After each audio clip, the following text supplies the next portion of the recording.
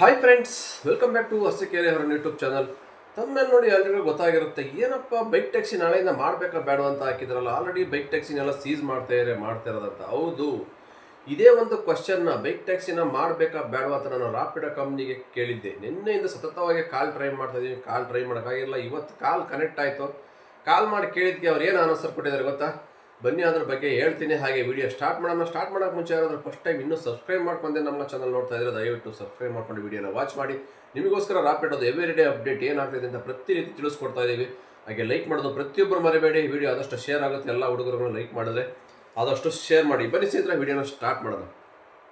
ಇವತ್ತು ರಾಪಿಡೋ ಕಸ್ಟಮರ್ ಕೇರ್ಗೆ ಕಾಲ್ ಮಾಡಿ, ಸರ್ ಈ ಥರ ಎಲ್ಲ ಬೈಕ್ ಟ್ಯಾಕ್ಸಿನ ಫುಲ್ ಹಿಡಿತಾ ಇದ್ದಾರೆ ಆರ್ ಟಿ ಓದವ್ರು, ಈಗ ಬೈಕ್ ಟ್ಯಾಕ್ಸಿ ಮಾಡಬೇಕಾ ಬೇಡ ಅಂತ ಕೇಳಿದ್ದು ಏನು ಹೇಳ್ತಾರೆ ಗೊತ್ತಾ? ಅವರು ಮಾಡಿ, ತೊಂದರೆ ಇಲ್ಲ, ಎಲ್ಲ ಐಡು ಅಕ್ಸೆಪ್ಟ್ ಮಾಡ್ಕೊಳ್ಳಿ, ಏನು ಪ್ರಾಬ್ಲಮ್ ಇಲ್ಲ ಅಂತ ಹೇಳ್ತಾರೆ. ಈಗ ಬೈಕ್ ಟ್ಯಾಕ್ಸಿನ ಹಿಡಿದು ಬಿಟ್ಟರೆ ಆರ್ ಟಿ ಓದವ್ರು ಸೀಸ್ ಮಾಡಿದ್ರೆ ಏನು ಮಾಡೋದು ಅಂದರೆ, ನಾವು ಇದೀವಿ ಬಿಡಿಸ್ಕೊಡ್ತೀವಿ, ಏನೂ ತೊಂದರೆ ತಗೋಬೇಡಿ. ನಿನ್ನೆ ಸುಮಾರು ಬೈಕ್ ಎಲ್ಲ ನಾವು ರಿಲೀಸ್ ಮಾಡಿದ್ದೀವಿ, ಯಾರೇ ಆರ್ ಟಿ ಓದವ್ರು ಹಿಡಿದಿದ್ದಾವೆಲ್ಲ ಅಂತ ಹೇಳ್ತಾ ಇದ್ದಾರೆ. ನೋಡಿದ್ರೆ ಆರ್ ಟಿ ಒ ಆಫೀಸಲ್ಲಿ ಸಾವಿರಾರು ಬೈಕ್ ಬಿದ್ದಿದ್ದಾವೆ. ಬೆಂಗಳೂರು 11 ಆರ್ ಟಿ ಒ ಆಫೀಸಲ್ಲೂ ಸಾವಿರಾರು ಬೈಕ್ ಸೀಸ್ ಆಗಿ ಬಿದ್ದಿದ್ದಾವೆ. ಇವ್ರು ನೋಡಿದರೆ ಎಲ್ಲ ರೇಟು ಅಕ್ಸೆಪ್ಟ್ ಮಾಡ್ಕೊಳ್ಳಿ, ಡ್ಯೂಟಿ ಮಾಡಿ, ಏನು ಪ್ರಾಬ್ಲಮ್ ಇಲ್ಲ ಅಂತ ಹೇಳ್ತಾ ಇದ್ದಾರೆ. ಇವ್ರಿಗೇನು ಇಲ್ಲಿ ಬೆಂಗಳೂರಲ್ಲಿ ಆಗ್ತಾ ಇರೋದು ಇವ್ರಿಗೇನು ಗೊತ್ತಾಗ್ತಾ ಇದೆಯೋ ಇಲ್ವೋ, ಇಲ್ಲಿ ಎಲ್ಲರೂ ಬೇರೆ ದೇಶದಲ್ಲಿ ಕುತ್ಕೊಂಡು ಏನಾದ್ರು ಕಸ್ಟಮರ್ ಕೇರ್ ಸರ್ವಿಸ್ ಕೊಡ್ತಾ ಇದ್ದಾರೋ ಒಂದು ಗೊತ್ತಾಗ್ತಾ ಇಲ್ಲ. ಇವ್ರು ನ್ಯೂಸ್ ನೋಡಿದಾರೋ ಇಲ್ವೋ, ಪ್ರತಿಯೊಂದು ಏರಿಯಾದಲ್ಲೂ ಗಲ್ಲಿಲ್ಲೂ ಬೈಕ್ ಟ್ಯಾಕ್ಸಿನ ಹಿಡಿದು ಸೀಸ್ ಮಾಡ್ತಾ ಇದ್ದಾರೆ. 20,000 ಫೈನ್ ಆಗ್ತಾ ಇದ್ದಾರೆ. 3 ತಿಂಗಳು ಗಾಡಿನೇ ಬಿಡಲ್ಲ, ಆ ಥರ ಒಳಗಡೆ ಹಾಕಿದ್ದಾರೆ ತಗೊಂಡೋಗಿ. ಇಷ್ಟೆಲ್ಲ ಗೊತ್ತಿದ್ರು ಇವ್ರು ಆರಾಮ ರಾಜಾರೋಷವಾಗಿ ಬೈಕ್ ಟ್ಯಾಕ್ಸಿ ಮಾಡಿ ಅಂತ ಹೇಳ್ತಾ ಇದ್ದಾರೆ ಅಂದರೆ ಏನು ಕತೆ, ಏನು ಅರ್ಥನೇ ಆಗ್ತಾ ಇರೋಲ್ಲ ಇವರಿಗೆ. ಅಷ್ಟೆಲ್ಲ ಹೇಳಿದ್ದಾರೆ. ಆರ್ ಟಿ ಒ ಅಧಿಕಾರಿಗಳೇ ಖುದ್ದಾಗಿ ಹೇಳ್ತಾ ಇದ್ದಾರೆ, ವೈಟ್ ಬೋರ್ಡ್ ಇಲ್ಲಿಗಲ್ಲ, ವೈಟ್ ಬೋರ್ಡಲ್ಲಿ ನೀವು ಬೈಕ್ ಟ್ಯಾಕ್ಸಿ ಮಾಡೋಂಗಿಲ್ಲ, ಇದು ಟ್ರಾನ್ಸ್ಪೋರ್ಟ್ ವೆಹಿಕಲ್ ಅಲ್ಲ, ಓನ್ಲಿ ಪರ್ಸ್ನಲ್ ಯೂಸ್ಗೆ, ಏನಕ್ಕೆ ಮಾಡ್ತಾ ಇದ್ದೀರಾ ಅಂತ ಅವರೇ ಹೇಳಿದ್ರು. ರಾಪಿಡೋ ಕಂಪ್ನಿಯವ್ರು ಮಾತ್ರ ಹೇಳ್ತಾವ್ರೆ, ನೀವು ಬೈಕ್ ಟ್ಯಾಕ್ಸಿ ಆರಾಮ ಮಾಡಿ, ಏನೂ ತೊಂದರೆ ಇಲ್ವಂತೆ. ಬೈಕ್ ಸೀಸ್ ಆದರೆ ಯಾರು ಬಿಡಿಸ್ಕೊಡ್ತಾರೆ? ಇವ್ರು ಬಿಡಿಸ್ಕೊಟ್ಟಿದ್ದಾರಂತೆ. ಎಲ್ಲಿ ಬಿಡಿಸ್ಕೊಟ್ಟಿದ್ದಾರೆ? ಬಿಡಿಸ್ಕೊಟ್ಟಿರೋದಕ್ಕೆ ಪ್ರೂಫ್ ಏನಿದೆ ಅಲ್ವಾ? ಎಂಥದ್ದಿಲ್ಲ. ಇವ್ರಿಗೇನು ರೈಟ್ ಕಂಪ್ಲೀಟ್ ಆಗಬೇಕು, ಕಮಿಷನ್ ಹೋಗಬೇಕು ಅಷ್ಟೇ.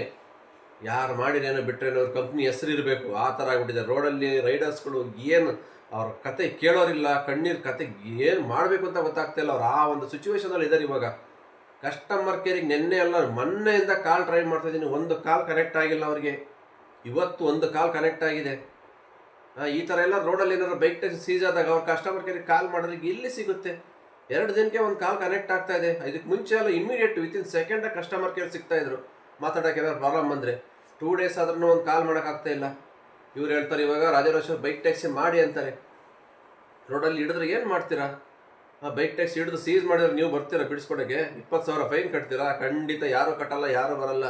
ಹೇಳ್ತಾ ಇದ್ದೀನಿ ನೋಡಿ, ಬೈಕ್ ಟ್ಯಾಕ್ಸಿ ರೈಡರ್ಸ್ ಎಲ್ಲ ನಮ್ಮ Bengaluru bike taxi Riders, Bengaluru ಇಡೀ ಕರ್ನಾಟಕದಲ್ಲಿ ಹಿಡಿತಾ ಇದ್ದಾರೆ. ಎಲ್ಲ ಕರ್ನಾಟಕದಲ್ಲಿ ಮಾಡ್ತಕ್ಕಂಥ ಬೈಕ್ ಟ್ಯಾಕ್ಸಿ ರೈಡರ್ಸ್ ಯಾರನ್ನು ಬೈಕ್ ಟ್ಯಾಕ್ಸಿನ ಮಾಡಬೇಡಿ. ಸದ್ಯದ ಮಟ್ಟಿಗೆ ತುಂಬ ಪ್ರಾಬ್ಲಮ್ ಇದೆ, ಸಖತ್ತು ಸಿಚುವೇಶನ್ ಕ್ರಿಟಿಕಲ್ ಆಗಿದೆ ಇವಾಗ. ಬೈಕ್ ಟ್ಯಾಕ್ಸಿನೇ ಟಾರ್ಗೆಟ್ ಮಾಡಕ್ಕೆ ಬಿಟ್ಟಿದ್ದಾರೆ ಎಲ್ಲಂದ್ರಲ್ಲೂ. ಹಂಗಾಗಿ ಯಾವುದೇ ಕಾರಣಕ್ಕೂ ಯಾವ ಒಂದು ರಾಪಿಡೋ ಕಂಪ್ನಿಯವ್ರು ಹೇಳಿ, ಓಲಾ ಊಬರ್ ಯಾರೇ ಹೇಳಿ, ಏನೇ ಅಂದ್ರೆ ನಿಮ್ಗೆ ಎಷ್ಟೇ ಕಷ್ಟ ಇರಲಿ, ಎಷ್ಟೇ ಪ್ರಾಬ್ಲಮ್ ಇರಲಿ, ಯಾವುದೇ ಕಾರಣಕ್ಕೂ ಬೈಕ್ ಟ್ಯಾಕ್ಸಿ ಮಾಡಬೇಡಿ. ಲಕ್ಷಾಂತರ ರೂಪಾಯಿ ಬಂಡವಾಳ ಹಾಕಿ ಬೈಕ್ ತೊಗೊಂಡಿರ್ತೀರ, ಏನಾದ್ರು ಸಿಗಾಕೊಟ್ರೆ ನಿಮ್ಮ ಬೈಕ್ ತಗೊಂಡೋಗಿ ಗುಜರಿಗೆ ಹಾಕ್ತಾರೆ. ಇದೊಂದು ಅರ್ಥ ಮಾಡ್ಕೊಳ್ಳಿ. ನಿಜವಾಗ್ಲೂ ಬೈಕ್ ಇದ್ದರೆ ಬೇರೆ ಆ್ಯಪ್ಗಳಲ್ಲಿ ಸಂಪಾದನೆ ಮಾಡ್ಬೋದು ದುಡ್ಡು. ಯಾವುದೋ ರಾಪಿಡೋ ಪಾರ್ಸಲ್ ಇದೆ, ಪೋರ್ಟರ್ ಇದೆ, ಅಂಕಲ್ ಡೆಲಿವರಿ ಇದೆ, ಫುಡ್ಡು ಸೊಮಾಟೊ, ಏನೋ ಒಂದು ಅಮೆಝಾನ್ ಫ್ಲಿಪ್ಕಾರ್ಟು ಒಂದು ಮೆಟೀರಿಯಲ್ ಇದೆ, ಕೊರಿಯರ್ ಡೆಲಿವರಿ ಮಾಡ್ಕೋಬೋದು. ಬೈಕ್ ಇದ್ದರೆ 100-200 ಸಂಪಾದನೆ ಕಮ್ಮಿ ಆಗುತ್ತೆ. ಆದರೆ ಇವ್ರ ಮಾತು ಕೇಳ್ಕೊಂಡಿರೋ ನೀವು ಮತ್ತೆ ಬೈಕ್ ಟ್ಯಾಕ್ಸಿ ಮಾಡೋಕೆ ಹೋದರೆ ಖಂಡಿತ ನಿಮ್ಮ ಬೈಕ್ ಅಂತೂ ವಾಪಸ್ ಸಿಗೋಲ್ಲ, ಬರೆದಿಟ್ಕೊಬೇಡಿ. ಕಷ್ಟ ಇದೆ, ಇವತ್ತು ಎಲ್ಲರಿಗೂ ಕಷ್ಟ ಇದೆ. ಡೆಲಿವರಿ ಮಾಡೋರೇನು ಯಾರೇನು ಕೋಟ್ಯಾಧೀಶರು ಯಾರೂ ಬಂದ್ ಮಾಡಲ್ಲ. ಎಲ್ಲ normal middle class, low class ಫ್ಯಾಮಿಲಿನೇ ಇವತ್ತು ಡೆಲಿವರಿ ಫೀಲ್ಡಲ್ಲಿ ಮಾಡೋದು. ಏನಕ್ಕೆ ಕಷ್ಟ ಇದೆ, ಅವ್ರ ಫ್ಯಾಮಿಲಿ ಅಂತಲೇ ಬರ್ತಾರೆ. ಬಟ್ ಇವತ್ತು ಅವ್ರನ್ನೇ ಟಾರ್ಗೆಟ್ ಮಾಡಿ ಈ ಥರ ಒಂದು ಪರಿಸ್ಥಿತಿಗೆ ತಂದು ನಿಲ್ಲಿಸಿದೆ ನಮ್ಮ ರಾಜ್ಯ ಸರ್ಕಾರ. ಬಟ್ ಎಷ್ಟು ಮಟ್ಟಿಗೆ ಸರಿ ಅಂತ ಎಲ್ಲರೂ ಕ್ವಶನ್ ಮಾಡಿ ಕೇಳಬೇಕು ನಾಳೆ ದಿನ. ಬಟ್ ಇದು ಎಲ್ಲಿವರೆಗೂ ಹೋಗುತ್ತೆ ಅಂತ ಗೊತ್ತಿಲ್ಲ. ಇದು ತಪ್ಪೋ ಸರಿನೋ ಅದು ಗೊತ್ತಿಲ್ಲ. ಇಷ್ಟು 10 ವರ್ಷದಿಂದ ಮಾಡ್ಕೊಂಬಂದಿದ್ದಾರೆ ಬೈಕ್ ಟ್ಯಾಕ್ಸಿ. ಅವತ್ತೇ ಬ್ಯಾನ್ ಮಾಡಬೇಕಾಗಿತ್ತಲ್ವ? 10 ವರ್ಷಕ್ಕೆ ಸ್ಟಾರ್ಟ್ ಬಂದು ವೈಟ್ ಬೋರ್ಡಲ್ಲಿ ಬೈಕ್ ಟ್ಯಾಕ್ಸಿ ರನ್ ಆಯ್ತಲ್ಲ, ಅವತ್ತೇ ಬ್ಯಾನ್ ಮಾಡಿಬಿಟ್ಟಿದ್ರೆ ಒಂದು 100-200 ಜನ ಇದ್ರು ಸ್ಟಾರ್ಟಿಂಗಲ್ಲಿ ಜಾಯ್ನ್ ಆದಾಗ. ಕೆಲಸ ಹೋದರೆ ಹೋಯ್ತು, ಯಾವ್ದಾದ್ರು ಬೇರೆ ಕೆಲಸ ಹುಡುಕೊಡೋರು. ಇವತ್ತು 1000 ಇದ್ದಿದ್ದು ಇವತ್ತು 10 ಲಕ್ಷ ಜನ ಆಗಿದ್ದಾರೆ ಕರ್ನಾಟಕದಲ್ಲಿ ಬೈಕ್ ಟ್ಯಾಕ್ಸಿ ರೈಡರ್ಸು. 10 ಲಕ್ಷ ಜನಕ್ಕೆ ಎಲ್ಲಿಂದ ಕೆಲಸ ಕೊಡ್ತೀರಾ ಗೌರ್ಮೆಂಟ್ ಹೇಳಿ? ಇವತ್ತು 10 ವರ್ಷ ಆದಮೇಲೆ ಬೈಕ್ ಟ್ಯಾಕ್ಸಿನ ಬ್ಯಾನ್ ಮಾಡ್ತಿದ್ದೀರಾ, ಬೇಡ ಇದು ವೈಟ್ ಬೋರ್ಡ್ ಇಲ್ಲಿಗಲ್ ಅಂತ. ವೈಟ್ ಬೋರ್ಡ್ ಇಲ್ಲಿಗಲ್ ಅನ್ನೋದು ಇವತ್ತು ಗೊತ್ತಾಯ್ತು. ಹಂಗಾರೆ ಅವತ್ತು ಬಂದಾಗ ಗೊತ್ತಾಗ್ಲಿಲ್ವಾ? ಏನು ನಮ್ಗೆ ಒಬ್ರಿಗೊಂದು ರೂಲ್ಸು, ಕೇಳೋರಿಲ್ಲ ಹೇಳೋರಿಲ್ಲ, ಇಷ್ಟ ಬಂದಾಗ ನಾನು ರೂಲ್ಸ್ ಚೇಂಜ್ ಮಾಡ್ತಾ ಇರ್ತಾರೆ. ಹೈಕೋರ್ಟಿಂದ ಹೇಳುತ್ತೆ ಬೈಕ್ ಟ್ಯಾಕ್ಸಿ ಮಾಡಿ, ಯಾವುದೇ ಥರ ಪ್ರಾಬ್ಲಮ್ ಇಲ್ಲ ಅಂತಾರೆ. ಆರ್ ಟಿ ಓದವ್ರು ಬರ್ತಾರೆ, ನೀವು ವೈಟ್ ಬೋರ್ಡಲ್ಲಿ ಬೈಕ್ ಟ್ಯಾಕ್ಸಿ ಮಾಡೋಂಗಿಲ್ಲ, ಇಲ್ಲಿಗಲ್ ಅಂತಾರೆ. ಯಾರು ಮಾತು ಕೇಳಬೇಕು, ಯಾರನ್ನ ಬಿಡಬೇಕು?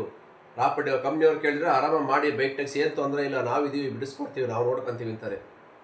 ಇಲ್ಲಿ ಯಾರಿಗೆ ಯಾರು ಆಗಲ್ಲ. ನಿಮಗೆ ಕಷ್ಟ, ನಿಮಗೆ ಪ್ರಾಬ್ಲಮ್ ಅಂದರೆ ನೀವೇ ಫೇಸ್ ಮಾಡಬೇಕಾಗತ್ತೆ. ಅದಕ್ಕೋಸ್ಕರನೇ ಬೈಕ್ ಟ್ಯಾಕ್ಸಿ ಯಾರೇನು ಹೇಳಿದ್ರೆ ಸರಿ ಮಾಡೋಕ್ಕೆ ಹೋಗಬೇಡಿ, ಆಯಿತಾ. ಈಗ ಆಲ್ರೆಡಿ ಈಗ ಸುಮಾರು ಜನ ಈ ಒಂದು ಹೇಳಿದ್ರು ಕೂಡ ಬಂಡು ಬಿದ್ದು ಮತ್ತೆ ಬೈಕ್ ಟ್ಯಾಕ್ಸಿ ಮಾಡೋಕ್ಕೆ ಹೋಗಿ ಇವತ್ತು ಬೈಕ್ಗಳೆಲ್ಲ ಸೀಸ್ ಆಗಿ ಎಷ್ಟು ಬಾಧೆ ಬೀಳ್ತಾ ಅಂತ ಅವ್ರಿಗೆ ಗೊತ್ತು. ಎಲ್ಲ ಸಿಗಾಕೊಂಡಿದ್ದಾರೆ ಇವತ್ತು ಬೈಕ್ ಟ್ಯಾಕ್ಸಿ ರೈಡರ್ಸು, ಅವ್ರ ಕಷ್ಟ ಅವ್ರಿಗೆ ಗೊತ್ತು. ಆ ವಿಡಿಯೋ ಪ್ಲೇ ಮಾಡ್ತೀನಿ, ನೋಡ್ಕೊಂಬನ್ನಿ ಎಷ್ಟು ಕಷ್ಟ ಆಗ್ತೈತಿ ಇವತ್ತು ಅವ್ರಿಗೆ ಅಂತ.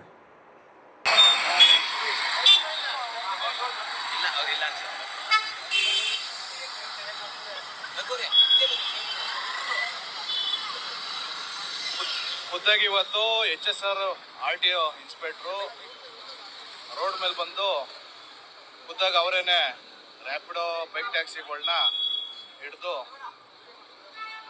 ಕೇಸ್ಗಳನ್ನ ಹಾಕ್ತಾ ಇದ್ದಾರೆ. ನೋಡ್ರಲ್ಲ ಸ್ನೇಹಿತರೆ ವಿಡಿಯೋಗಳು, ಎಲ್ಲಿ ನೋಡೋರು ಬೈಕು ಬೈಕು ಬೈಕು ಇತ್ತು. ಬೆಂಗಳೂರು ತುಂಬ ಹೆಲ್ಮೆಟ್ ಹಾಕೊಂಡಂಗೆ ಹೋಗೋ ನಡೀತಾ ಇರೋ ಬಿಡ್ತಾ ಇರೋದು ಗೊತ್ತಿಲ್ಲ. ಬೈಕ್ ಟ್ಯಾಕ್ಸಿ ಮಾಡೋರು ಮಾತ್ರ ಯಾವುದೇ ಕಾರಣಕ್ಕೂ ಮಿಸ್ ಮಾಡ್ತಾ ಇಲ್ಲ. ಅದು ಏನು ಟಿಪ್ಸು ನೋಡಬೇಕು, ಬರ್ತಾ ಇದ್ದಾವೆ ಅಂದರೆ 100, 150, 200. ಯಾರ ಅಪ್ಪನ ಕಾಲದಲ್ಲಿ ಈ ಥರ ಟಿಪ್ಸ್ ಆಗ್ತಾಯಿದ್ರು ಸ್ವಾಮಿ, 10 ರೂಪಾಯಿ ಆಗಕ್ಕೆ ಹಿಂದೆ ಮುಂದೆ ನೋಡ್ತಾ ಇದ್ರು ಕಸ್ಟಮರು. ಈಗ 100, 200 ರೂಪಾಯಿ ಟಿಪ್ಸ್ ಅಂತೆ. ಅವೆಲ್ಲ ಏನು ರಿಯಲ್ ಆಡ್ರಾ ಜನಿನ್ ಯಾವುದು ಇಲ್ಲ, ಎಲ್ಲ ಫೇಕು. ಎಲ್ಲ ಆಟೋದವರೇ ಬುಕ್ ಮಾಡೋದು, ಯಾರು ರೈಡರ್ ಅಕ್ಸೆಪ್ಟ್ ಮಾಡ್ಕೊಂಡಿಲ್ಲ 100 ರೂಪಾಯಿ 200 ರೂಪಾಯಿ ಟಿಪ್ಸು. ಏನು ಅವ್ರ ಅಪ್ಪನ ಮನೆ ಗಂಟೆ ಏನು ಹೋಗಬೇಕಾಗಿದೆ, ಹಾಕೋದು 200 ರೂಪಾಯಿ ಟಿಪ್ಸು. ಯಾರೋ ರೈಡರ್ ಖುಷಿಗೆ ಅಕ್ಸೆಪ್ಟ್ ಮಾಡ್ಕೊತಾನೆ ಓಡಿ ಬರ್ತಾರೆ, ಹಿಡ್ಕೊಂಡ್ಬಿಡೋದಿಲ್ಲ. ಇದೇ ಕೆಲಸ ಮಾಡಿಕೊಂಡು ನಿನ್ನೆಯಿಂದವ ತುಂಬ ಪ್ರಾಬ್ಲಮ್ ಮಾಡ್ತಾಯಿದ್ದಾರೆ. ಹಂಗಾಗಿ ಯಾವ ಆರ್ಡ್ರು ಬರಲಿ, ಯಾವ ಟಿಪ್ಸ್ ಆರು ಬರಲಿ, ಯಾರು ಏನೂ ತಗೋಬೇಡಿ ಆರ್ಡ್ರು. ಸುಮ್ಮನೆ ಏನೋ ಹೇಳ್ದ ಬೈಕ್ ಹೋದರೆ ಮುಗಿದೋಯ್ತು, ನಿಮ್ಮ ಸಂಪಾದನೆ ಹೋದಂಗೆ ಝೀರೋ ಆಗಿಬಿಡುತ್ತೆ ನಿಮ್ಮ ಲೈಫು, ಆ ಥರ ಆಗ್ಬಿಡುತ್ತೆ.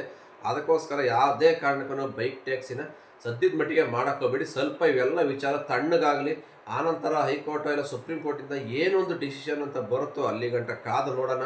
ತಾಳಿದವನ ಬಾಳೆ ಏನಂತ ಇದೆಯಲ್ವ, ಇವತ್ತಲ್ಲಿ ನಾಳೆ ಬಂದೇ ಬರುತ್ತೆ.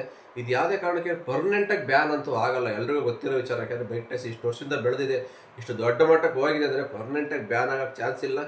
ಇದಕ್ಕೆ ಆದ ಪಾಲಿಸಿ ಬರುತ್ತೆ, ಇವತ್ತಲ್ಲ ನಾಳೆ ಮಾಡ್ಬೋದು, ಮತ್ತೆ ರಿಪೀಟ್ ಕಂಟಿನ್ಯೂ ಆಗಿ, ಏನು ಟೆನ್ಷನ್ ಇಲ್ಲ. ಹಾಗಾಗಿ ಸದ್ಯದ ಮಟ್ಟಿಗೆ ಕಷ್ಟ ಇದೆ, ಹುಡುಗರಿಗೆ ಸುಮಾರು ಕಷ್ಟ ಇದೆ, ಕಣ್ಣೀರು ಆಗ್ತಾಯಿದ್ದಾರೆ ಕೆಲವರು. ಅವ್ರ ಕಷ್ಟ ಕೇಳೋರು ಯಾರಿಲ್ಲ. ಎಷ್ಟು ಅಂಗಲಾಚಿ ಬೇಡ್ಕೊಂಡ್ರು RTO ಅಧಿಕಾರಿಗಳಿಗೆ ಹತ್ರ ಯಾರೂ ಬೈಕ್ ವಾಪಸ್ ಕೊಡ್ತಾ ಇಲ್ಲ. ಅದಕ್ಕೋಸ್ಕರನೇ ಸಿಗಾಕೊಂಡು ಇವೆಲ್ಲ ಒದ್ದಾಡೋದಕ್ಕಿಂತ ಮೊದಲೇ ಬುದ್ಧಿ ಕಲ್ತ್ಕೊಂಬಿಟ್ಟು ಸ್ಟಾಪ್ ಮಾಡಿಬಿಡಿ. ಫಸ್ಟ್ ಡೇನೇ ನೀವು ಎಲ್ಲ ನಮ್ಮ ಯೂಟ್ಯೂಬರ್ಸು ಎಷ್ಟು ಸೋಷಿಯಲ್ ಮೀಡಿಯಾದಲ್ಲಿ ವಿಡಿಯೋ ಮಾಡಿಬಿಟ್ರು. ಯಾರೂ ಬೈಕ್ ಟ್ಯಾಕ್ಸಿ ಇವತ್ತಿಂದ ಮಾಡಬೇಡಿ, ಆಗಸ್ಟ್ 5ರಿಂದ ಬೈಕ್ ಟ್ಯಾಕ್ಸಿ ಹಿಡಿತಾರೆ ಅಂತ ಅವತ್ತು ಬೆಳ್ಳಂಬೆಳಿಗ್ಗೆ ವಿಡಿಯೋ ಮಾಡಿಬಿಟ್ರು. ಅವತ್ತೇನೇ ಗೊತ್ತಾಗಿಲ್ಲ, ಹೋದ್ರು ಸಿಗಾಕೊಟ್ರು, ಓಕೆ ಪರವಾಗಿಲ್ಲ ಅನ್ಬೋದು.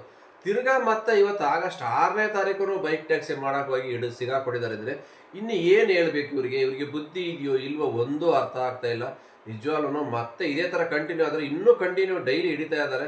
ಅದಕ್ಕೆ ಆದಷ್ಟು ಸ್ವಲ್ಪ ಅವಾಯ್ಡ್ ಮಾಡಿ, ಅವಾಯ್ಡನ್ನು ಕಂಪ್ಲೀಟ್ ಸ್ಟಾಪ್ ಮಾಡಿ. ಇವತ್ತು ಡ್ಯೂಟಿ ಆನ್ ಮಾಡಿದರೆ ಯಾವ ರೇಂಜಿಗೆ ಆರ್ಡ್ರ್ ಬರ್ತಾಯಿದೆ ಅಂದರೆ ಪಾರ್ಸಲ್ ಬರೋದಕ್ಕೆ ಯಾವುದಕ್ಕೂ ಟಿಪ್ಸ್ ಇಲ್ಲ. ಅದು ಜನಿನ್ ಆರ್ಡ್ರು. ಬೈಕ್ ಟ್ಯಾಕ್ಸಿಗೆ ಏನು ಪಾರ್ಸಲ್ ಬರ್ತಾಯಿದೆಯಲ್ಲ ಅದರಲ್ಲಿ ಜನಿನ್ ಆರ್ಡ್ರ್ ಕರೆಕ್ಟಾಗಿ ಬರ್ತಾಯಿದೆ ಅಮೌಂಟು. ಬೈಕ್ ಟ್ಯಾಕ್ಸಿ ಆನ್ ಮಾಡಿದ್ರೆ ಸಾಕು, ಬರ್ತಾಯಿದೆ ಟಿಪ್ಸ್ ಅಂದರೆ 150, 200, 250, 300 ರೂಪಾಯಿ ಗಂಟೆ ಟಿಪ್ಸ್ ಹಾಕ್ತಾಯಿದ್ದಾರೆ. 300 ರೂಪಾಯಿ ಗಂಟೆ ಟಿಪ್ಸ್ ಹಾಕೋಣ ಯಾವ ಕೋಟ್ಯಾಧಿಪತಿಯಪ್ಪ. 300 ರೂಪಾಯಿಗೆ 10 ಕಿಲೋಮೀಟ್ರ್ ಹೋಗೋಕ್ಕೆ ಅವನು 100 ರೂಪಾಯಿ ಪ್ಲಸ್ 300 ರೂಪಾಯಿ ಟಿಪ್ಸ್ ಅಂತೆ. 150 ರೂಪಾಯಿ ಕೊಟ್ಟರೆ ಆಟೋ ಕ್ಯಾಬೇ ಸಿಕ್ಬಿಡುತ್ತೆ, ಅದರಲ್ಲೇ ಹೋಗೋದಲ್ವ. 300 ರೂಪಾಯಿ ಟಿಪ್ಸ್ ಕೊಟ್ಟು ಬೈಕಲ್ಲಿ ಹೋಗ್ಬೇಕಾ? ಅಷ್ಟು ಏನು ದಡ್ಡನ ಮಕ್ಕಳು ಯಾರೂ ಇಲ್ಲ ಇಲ್ಲಿ ಬೈಕ್ ಟ್ಯಾಕ್ಸಿ ಬಿಡೋರು. ಎಲ್ರಿಗೂ ಗೊತ್ತಾಗ್ತಾ ಇದೆ ಇಲ್ಲಿ ಯಾರು ಫೇಕ್ ಆರ್ಡ್ರ್ ಆಗ್ತಾಯಿದ್ದಾರೆ, ಯಾರು ಜನಿನ್ ಆರ್ಡ್ರ್ ಆಗ್ತಾಯಿದ್ದಾರೆ ಅಂತವ. ಹಾಗಾಗಿ ಇನ್ನು ಮುಂದೆ ನೀವು ಹುಷಾರಾದರೆ ಮಾತ್ರನೇ ಈ ಒಂದು ತಲೆನೋವಿನ ತಪ್ಪಿಸ್ಕೊಳಕ್ಕಾಗತ್ತೆ. ಇಲ್ಲ ಅಂದರೆ ಖಂಡಿತ ಇದೇ ಥರ ಕಂಟಿನ್ಯೂ ಆದರೆ ತುಂಬ ಕಷ್ಟ. ಯಾರು ರಾಪಿಡೋದಾರ ಕಾಲ್ ಮಾಡಿ ಹೇಳಿ, ಓಲಾ ಊಬರ್ ಯಾರು ಹೇಳಿ ಬೈಕ್ ಟ್ಯಾಕ್ಸಿ ಮಾಡಿದ್ದೆ ಯಾರು ಮಾಡೋಕ್ಕೋಗಬೇಡಿ. ನಿಮ್ಮ ಬೈಕ್ ಸೀಜಾದರೆ ಯಾವನೂ ಬರೋಲ್ಲ ಬಿಡಿಸ್ಕೊಡೋಕ್ಕಾಯ್ತಾ. ನೀವೇ ಒದ್ದಾಡಬೇಕು, ನೀವೇ ಕಷ್ಟ ಬೀಳಬೇಕು. ಅದಕ್ಕೋಸ್ಕರ ಆ ಡ್ಯೂಟಿನೇ ಬೇಡ, ಬೈಕ್ ಟ್ಯಾಕ್ಸಿ ಬಿಟ್ಬಿಟ್ಟು ಬೇರೆ ಕೆಲಸ ಮಾಡ್ಕೊಳ್ಳಿ. ಸದ್ಯದ ಮಟ್ಟಿಗೆ ಸ್ವಲ್ಪ ದಿವಸ ಮಾಡ್ತಾ ಇರಿ, ಆಟೋಮೆಟಿಕ್ಕಾಗಿ ಆಮೇಲೆ ಬೇರೆ ಯಾವ್ದಾದ್ರು ಪರ್ಮಿಷನ್ ಬರುತ್ತೋ ಇಲ್ಲ ಏನೋ ಒಂದು ಬರುತ್ತೆ ನೋಡೋಣ. ಹಾಗಾಗಿ ಇವಾಗಂತೂ ನಿಜವಾಗ್ಲೂ ಹದ್ದಿನ ಕಣ್ಣಿಟ್ಟಿದ್ದಾರೆ ಎಲ್ಲ RTO ಅಧಿಕಾರಿಗಳು ಬೈಕ್ ಟ್ಯಾಕ್ಸಿ ರೈಡರ್ ಮೇಲೆ. ಎಲ್ಲಿಂದ ಎಲ್ಲೋರು ಹಿಡಿತಾ ಇರ್ತಾರೆ. ಅವ್ರು ಯಾರೋ ಒಬ್ರು ನೋಡಿದ್ರು ಸ್ವಿಗ್ಗಿ ಬ್ಯಾಗ್ ಇಟ್ಕೊಂಡವನೇ ಮುಂದೆ ಹಿಂದೆ ಕಸ್ಟಮರ್ ಕೂರಿಸ್ಕೊಂಬರ್ತಾನೆ, ಅವನು ಕೂಡ ಹಿಡಿದು ಹಾಕಿದ್ರು. ಫುಡ್ ಡೆಲಿವರಿ ಮಾಡ್ತಿದ್ರು ಅಂದರೆ ಫುಡ್ ಡೆಲಿವರಿನೇ ಮಾಡ್ಕೊಂಬಿಡಿ. ಗೊತ್ತಿದ್ದು ಯಾಕೆ ಹಗಲು ರಾತ್ರಿ ನೋಡಿರೋ ಬಾವಿಗೆ ಹಗಲು ಬಿದ್ರು ನನಗೆ ಎಲ್ಲ ಗೊತ್ತಿದ್ದು ಮತ್ತೆ ಬೈಕ್ ಟ್ಯಾಕ್ಸಿ ಮಾಡೋಕೆ ಹೋಗಿ ಇವತ್ತು ಸಿಗಾಕೊಂತಿದ್ದೀರಾ. ಫುಡ್ ಡೆಲಿವರಿನ ಮಾಡ್ತೀರಾ, ಬೈಕ್ ಟ್ಯಾಕ್ಸಿನ ಮಾಡ್ತೀರಾ ಅಂತ ಈಗ ಡಬಲ್ ಎಲ್ಲ ಹಿಡಿದು ಗಾಡಿ ಸೈಡ್ಗೆ ಹಾಕ್ತಿದ್ದಾರೆ. ಮತ್ತೆ ನಿಮ್ಮ ಗಾಡಿ ಸಿಗುತ್ತಾ? ತುಂಬ ಕಷ್ಟ. ಏನು ಮಾಡ್ತೀರಾ? ಗಾಡಿ ಹೋದ್ರೆ ಹೇಳಿ, ಬಾಡಿಗೆ ರೆಂಟಿಗೆ ತಂದು ಮಾಡೋಕ್ಕಾಗತ್ತಾ? ಅವ್ರಿಗೆ 5,000 ಹೇಳ್ತಾರೆ ವಾರಕ್ಕೆ ರೆಂಟ್ ಕಟ್ಟೋಕ್ಕೆ. ನಿಜವಾಗ್ಲೂ ತುಂಬ ಅಂದರೆ ತುಂಬ ಕಷ್ಟ, ದೊಡ್ಡ ತಲೆನೋವು ಆಗ್ಬಿಡುತ್ತೆ ಬೈಕ್ ಹೋದರೆ. ಬೈಕ್ ಇದ್ದರೆ ಅಟ್ಲೀಸ್ಟ್ ಯಾವ್ದಾರು ಒಂದು ಆ್ಯಪಲ್ಲಿ ಜೀವನ ಮಾಡ್ಬೋದು ದುಡ್ಕೊಂಡು, ಜೀವನಕ್ಕೆ ಕಷ್ಟ ಆಗಲ್ಲ.